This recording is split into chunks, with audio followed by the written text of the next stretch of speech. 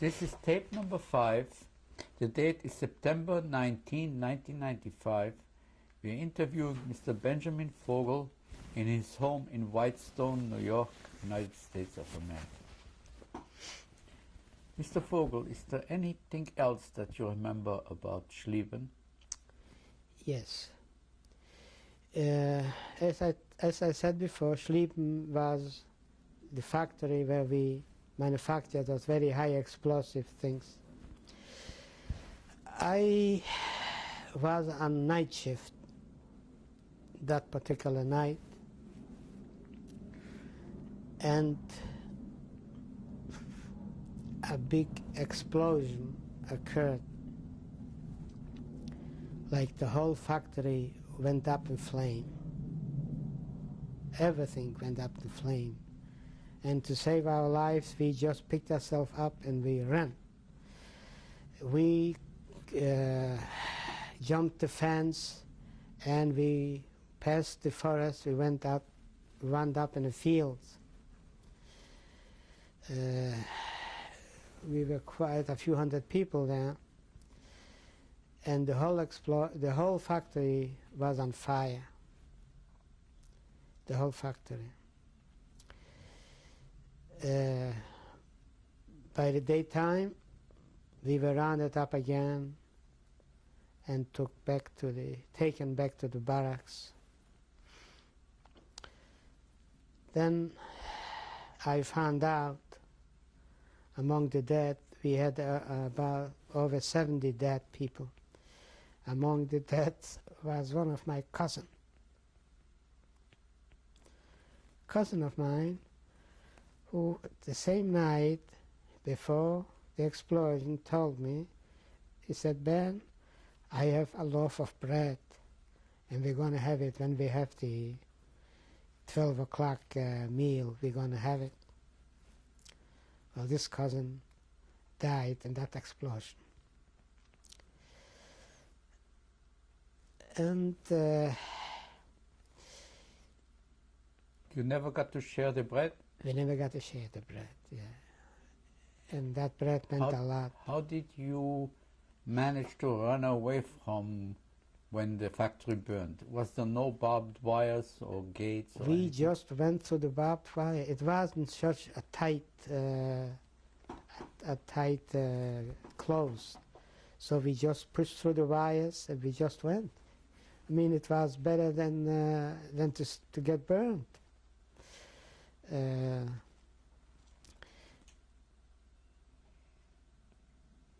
Yeah, we went back to camp the following day. A whole squadron of SS men came with Hitler Youth, and we have to start to rebuild the factory.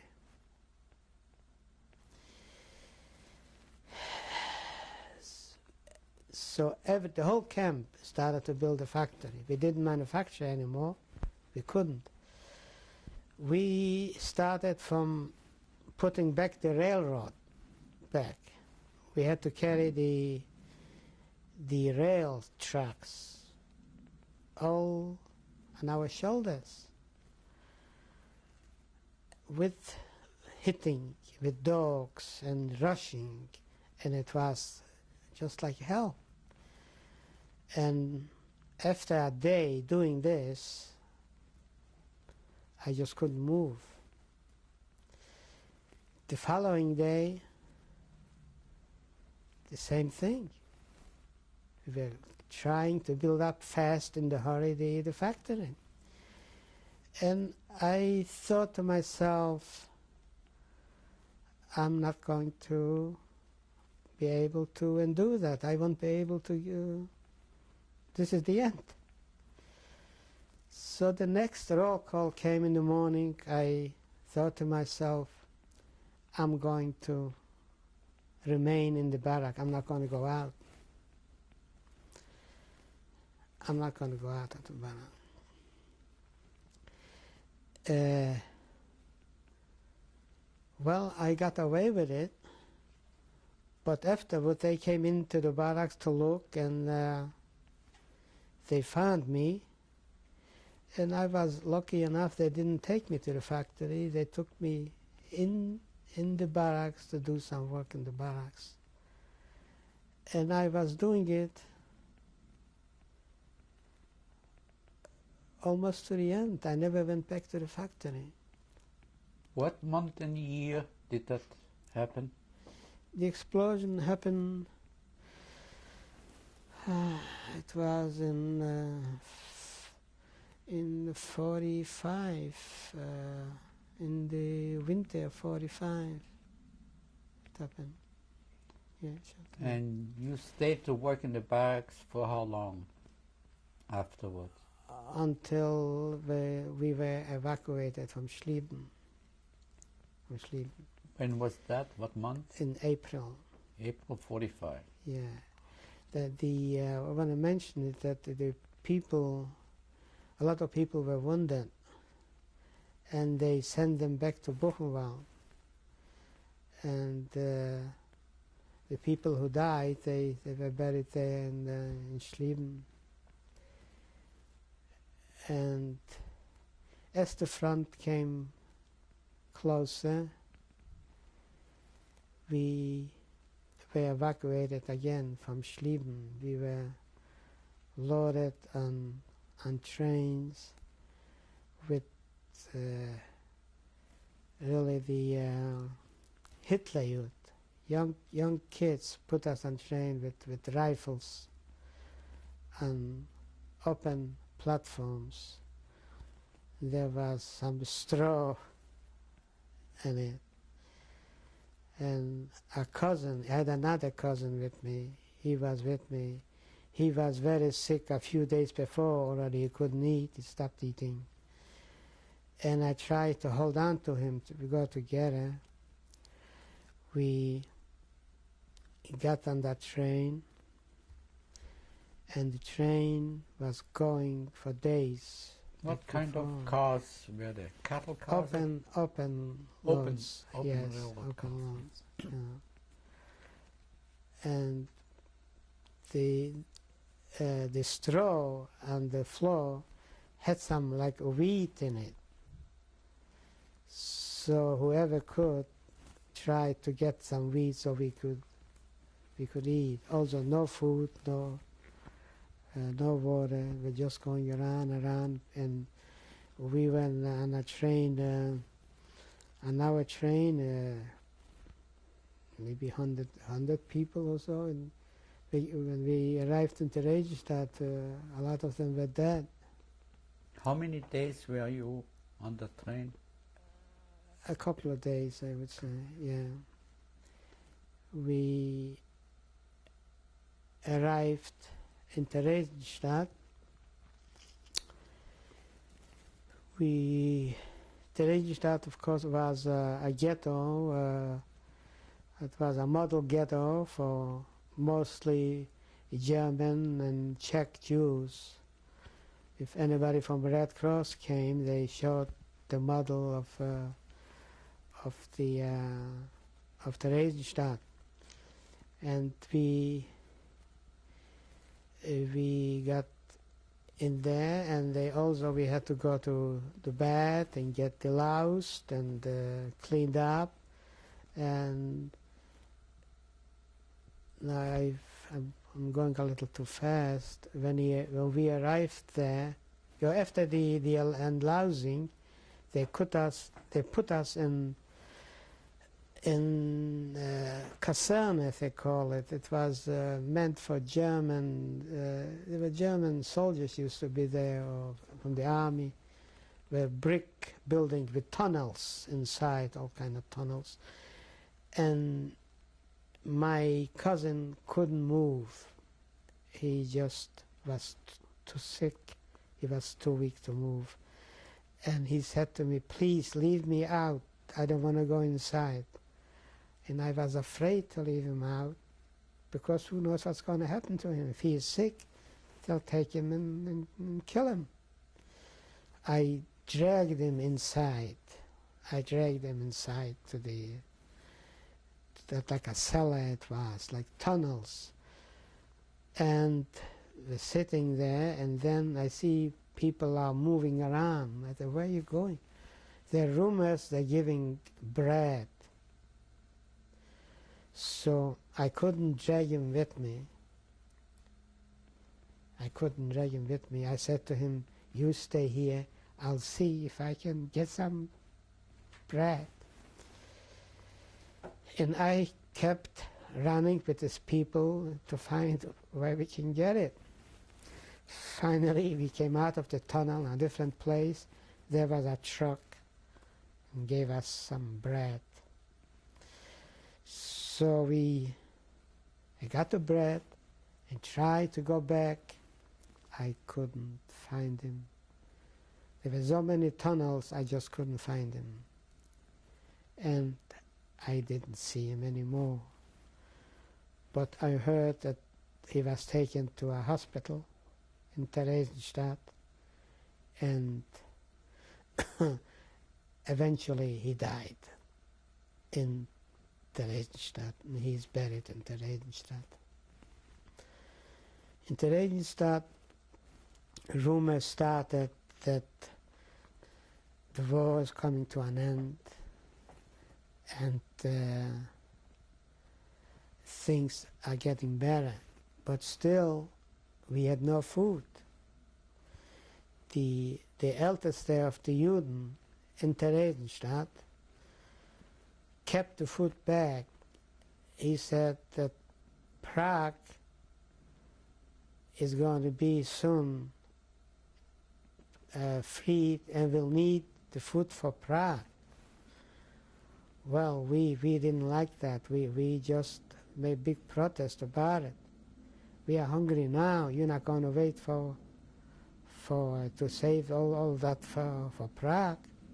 Eventually, he opened the provisions, the food, and the soup started to be better in the food, but still it wasn't enough to satisfy our hunger. And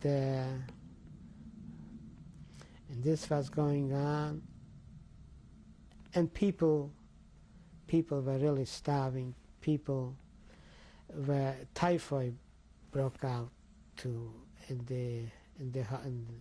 they put up hospitals, but we weren't used to a regular hospital. We knew that a hospital means death. If somebody went in Skaržiska to a hospital, it didn't come out anymore. And we had that notion that this is the same thing. We didn't realize things are changing now. And some of our people volunteered to work in the hospital. As a matter of fact, my wife was in Theresienstadt too, and she volunteered to work in the hospital. This was from April, and by May the 5th, the Russian army came in to liberate Theresienstadt, and things changed. They brought in food. They came from the Red Cross. So the situation changed a lot. We started to feel like we are getting back to normal, and Russian soldiers came in, and we started to talk to them, and they told us about all the atrocities it was done to the Jews. And we still said, that's impossible. How can it happen? We couldn't believe it. They said, yes, this is the truth. That's what happened. They helped us a lot with food and better living quarters. And the camp was going on for a while. And May the 8th, the peace treaty was signed, and officially we were liberated in Theresienstadt. See, we had mixed feeling about it. We were happy we were liberated.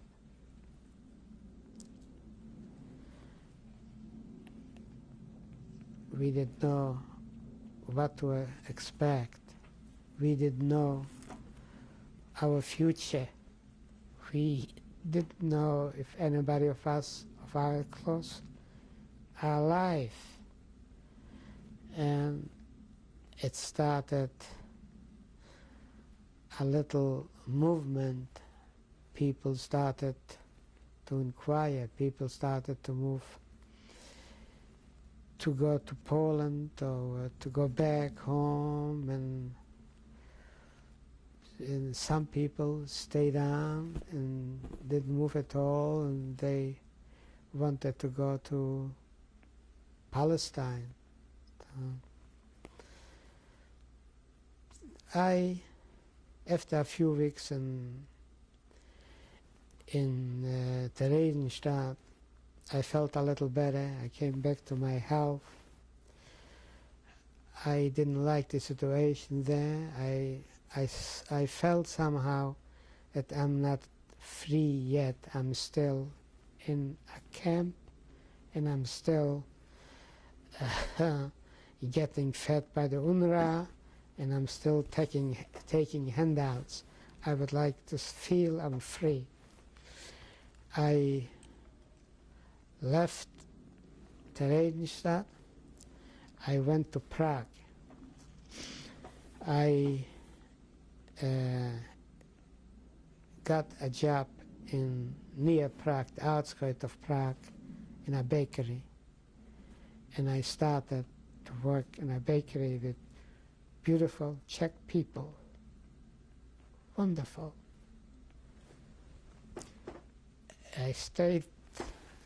I worked there. Every Sunday, my day off, I went to Prague. There was a Jewish center there where people came. People came from Russia. People came from camps. And people, there was movement. And I thought to myself, what should I do? Should I make a move or not? After a few weeks working with those people in Czechoslovakia, I had to say goodbye to them, and I started my trip to Poland.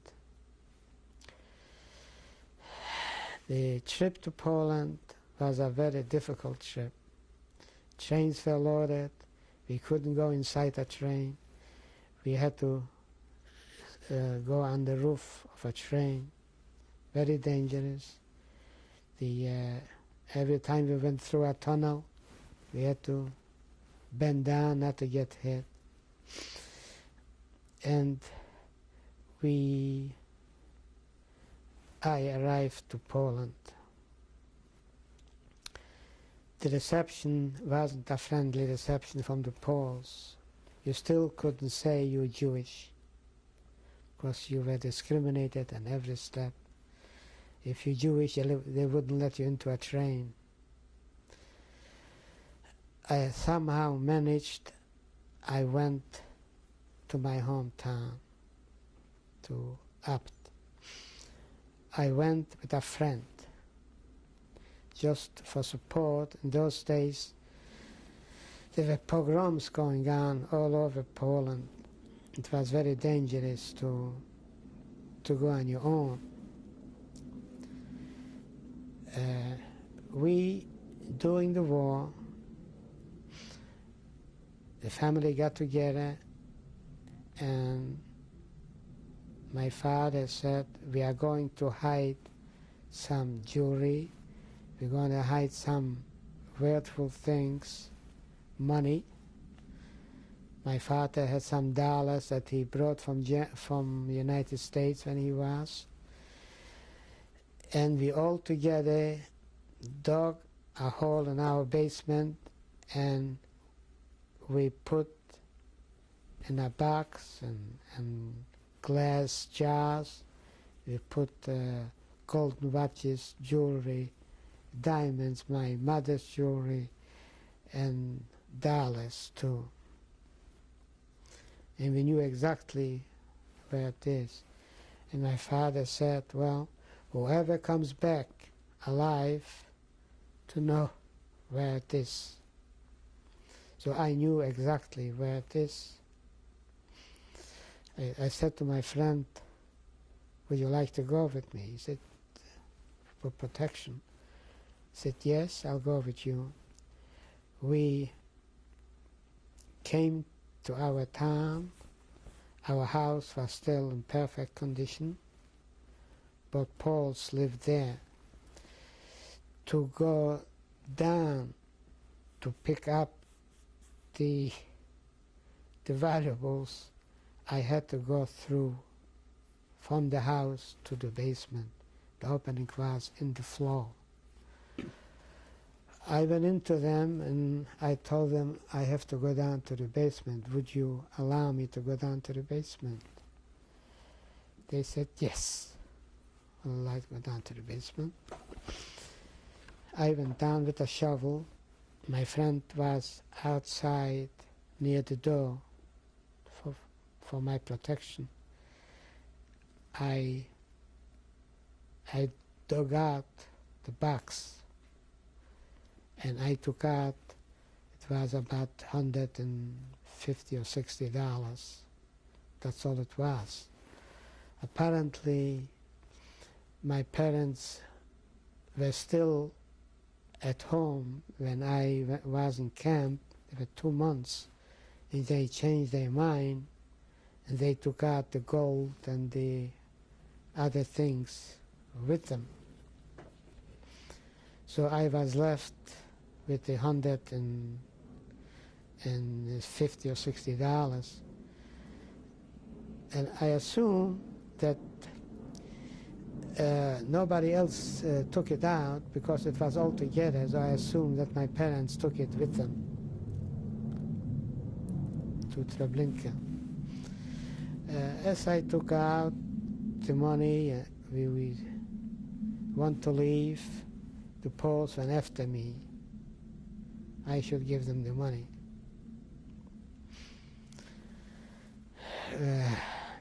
We had no railroad station. Our hometown was 17 kilometers away.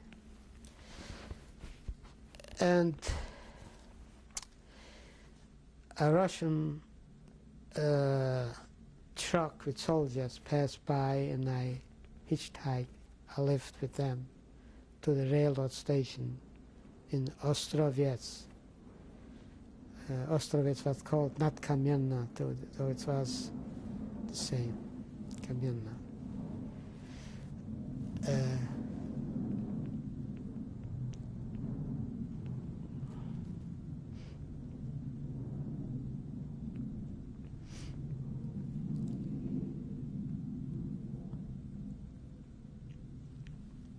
The railroad station, when we got there, was surrounded with Polish militia. We were about 6 or 7 Jews there. And the Poles did recognize a Jew. Somehow they had a knack for it. And they picked up all the 6 Jews and took us to the police headquarters. I had my money sewed in my pants, in the waistband. They took each individually in, and I heard screams. They were beating them, each individually. Then it came my turn. Same thing. They took me in. Where's the money?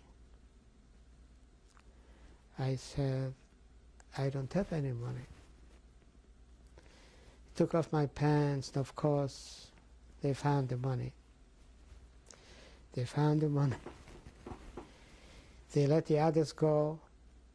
They threw me in a basement for overnight. In the morning, I was marched in with the shotguns to the captain headquarters. Poland was then under the military rule yet. It wasn't as civilian government yet. The captain was in the front of me, and he asked me, do you know that you're not allowed to carry foreign currency? So I said to him, it's the currency that my parents had hid in the basement, and I just picked it up. I'm not doing any business. I just came back from camp, and this is the money that I got, what my parents had hidden for me. Well, he said, there is nothing I can do for you. I cannot give you back the money. I'll give you a receipt for the money. You can sue the Polish government for that. And he said, by the way, how old are you?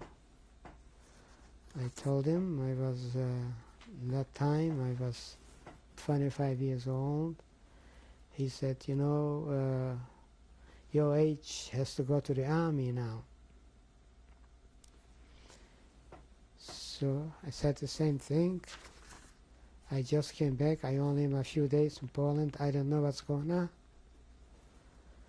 He said, well,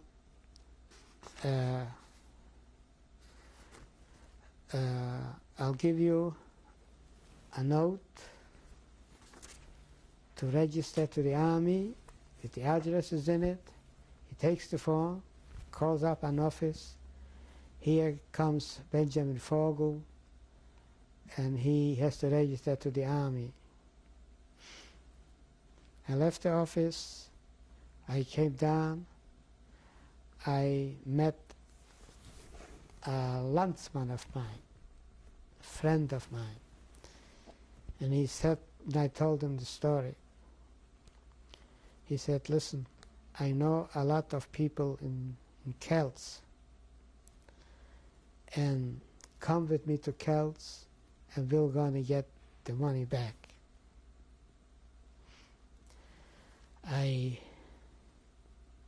We come to Kelts. Kelts was a bedlam.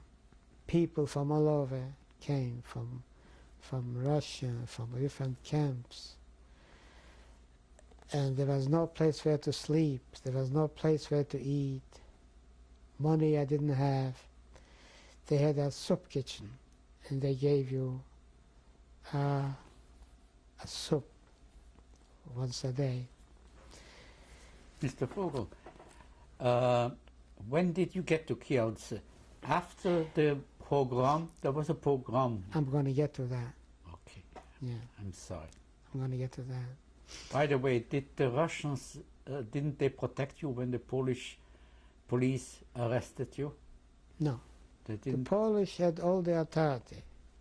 They were all communist Polish, held all the authority. The Russians occupied it, but they didn't mix in those trivial things like that. They didn't mix in.